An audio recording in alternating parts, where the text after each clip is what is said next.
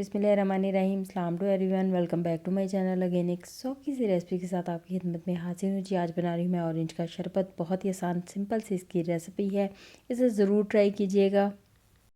रमज़ान आ रहा है, ऑरेंज का भी एंड सीज़न चल रहा है, तो आप ज़्यादा सारे ऑरेंज ला के ज़्यादा सारा शरबत बना के रख सकते हैं और सारा रमज़ान इसे इस्तेमाल कर सकते हैं।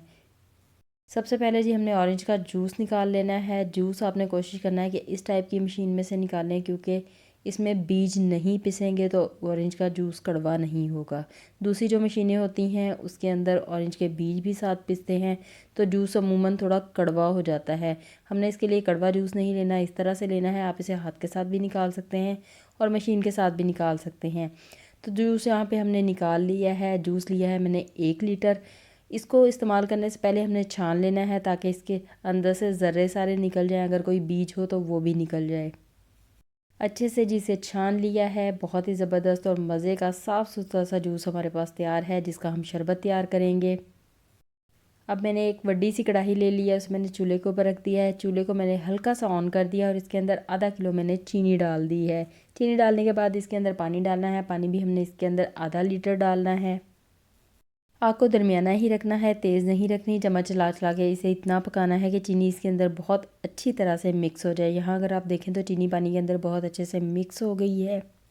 अब यहाँ पे आग को बिल्कुल हल्का कर दें। हल्की आग के ऊपर इसे 12 से 15 मिनट के लिए पकने दें। अच्छे से शीरे को मैंने पका लिया है। अब यहाँ पे इसके अंदर हमने शामिल कर देना है ऑरेंज जूस 1 लीटर, जो कि हमने अभी अभी बनाया है।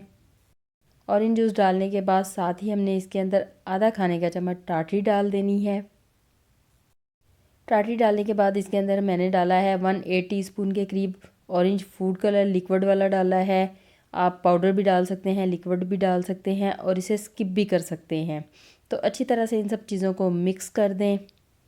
अच्छी तरह से इन सब चीज़ों को मिक्स कर लेना है और इसमें एक उबाल आने का इंतज़ार करना है। जब इसके अंदर एक उबाल आ जाए, इसकी आग को हल्का कर दें। हल्की आग के ऊपर इसे 40 से 45 मिनट के लिए पकने दें, ताकि हमारा शरबत बहुत अच्छे से तैयार हो जाए।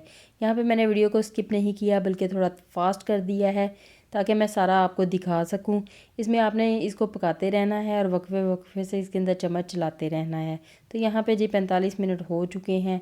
ऑरेंज जूस हमारा तैयार है। यहाँ पे आग को कर दें बंद और इसे कर लें बिल्कुल ठंडा।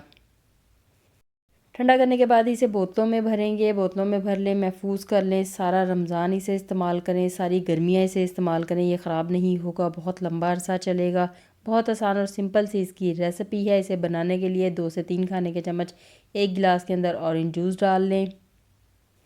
चीनी डालने की ज़रूरत नहीं है, डायरेक्ट इसके अंदर पानी डाल दें। पानी ठंडा भी डाल सकते हैं, नॉर्मल भी डाल सकते हैं। मैंने इसके अंदर ठंडा पानी डाला है। ठंडा पानी डालने के बाद जी इसके अंदर आप अपनी मर्ज़ी से पसंद से बर्फ़ डाल सकते हैं। बर्फ़ डालने के बाद इन सब चीज़ों को बहुत अच्छी तरह से मिक्स कर लें। बहुत ही ज़बरदस्त और मज़े का ऑरेंज जूस हमारा तैयार है। बहुत आसान और सिंपल सी ऑरेंज जूस की रेसिपी है। रमज़ान से पहले आप ऑरेंज जूस बना के रख सकते हैं, सारा रमज़ान इसे इस्तेमाल कर सकते हैं। रेसिपी को अपने दोस्तों के साथ, अपनी फैमिली के साथ शेयर कर दें। आप नहीं भी बना रहे तो किसी और को अच्छी और मज़े की रेसिपी मिल जाएगी।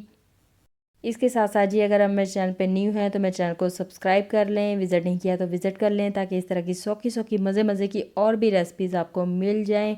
आप मेरे चैनल को विज़िट करें। मैं आपसे मिलती हूँ फिर किसी नई वीडियो में, किसी नई रेसिपी के साथ।